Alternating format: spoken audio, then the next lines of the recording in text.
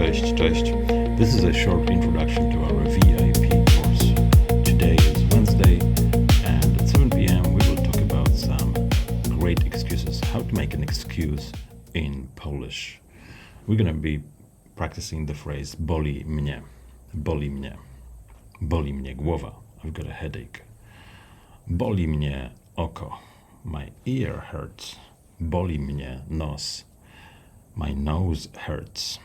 So let's go. VIP members, join our live lesson every Monday, Tuesday, and Wednesday at 7 p.m. to see the translation, flashcards, mini lessons, and if you want, you can come and visit our small language school in the north of Poland. We are about 4 hours by train from Warsaw. So let's go. Słuchaj, idziemy na kawę? Na kawę? Nie, dziękuję, nie.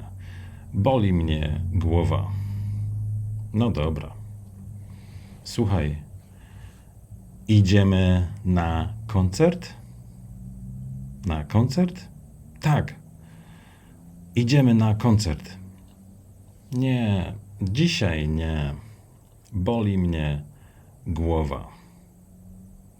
Słuchaj, a może idziemy na spacer?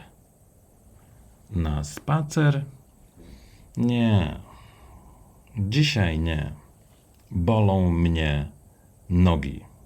Bolą mnie nogi.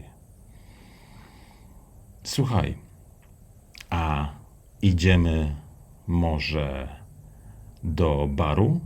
Idziemy do baru Smentek? Do baru Smentek? Tak, idziemy. Idziemy do baru Smentek. Gdzie jest bar Smentek?